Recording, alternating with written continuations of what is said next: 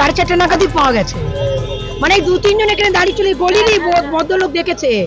তারপরে আমি তাও ভাবিনি আমাকে হ্যাঁ এই সবাই ভিড় হতে মানে কিসের ভিড়, তখন বলছে এখানে ডেড বডি পাওয়া যাচ্ছে, ডেড বডি রয়েছে। তখন আমি গেলাম, গিয়ে দেখলাম ম্যাক্সি পরে রয়েছে, এই ছোট পেশে হ্যাঁ শুয়ে আছে, আর পুরো স্পষ্ট দেখা যাচ্ছে না কারণ ঢুকে আছে ভেতরের দিকে।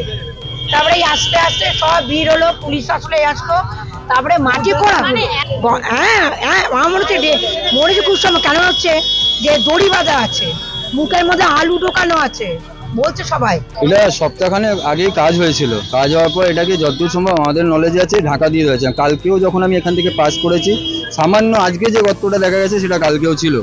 আমাদের যতদূর ধারণা দুটো জিনিস হতে পারে, নয় কেউ মেরে দিয়ে ঢুকিয়ে দিয়ে গেছে, আর দ্বিতীয় না হতে পারে যেহেতু কাজ হয়েছিল, কাঁচা কাজ ছিল, বৃষ্টি হয়েছিল 10 তারিখ নাগাদ, বৃষ্টির পর হয়তো এখানে ধসটা নেমে গিয়ে ঘটনা ঘটে থাকতে পারে। এর আগেও আমি আমার নিজের চোখে দেখেছিলাম, বৈকুণ্ঠ বলে সামনে একটা জায়গা আছে, দোকান আছে, ঠিক যে গর্ত এখানে হয়েছে ধস নেমে গিয়ে, সেই গর্ত আমি এর আগেও কয়েক মাস আগে দেখেছিলাম। তো আশঙ্কা ধসটা কতদিন আগে নেমেছে? এটা আমি কালকে রাতেও এখান থেকে পাস করেছি, তো রাতের বেলা তখনই কিন্তু এই গর্তটা, ছোট যে গর্তটা প্রথমের দিকে ছিল সেটা আমি দেখতে পেয়েছিলাম। যতদূর মনে হয় এটা প্রায় সপ্তাহখানেক বেশি হয়ে গেছে। কি কাজ হয়েছে?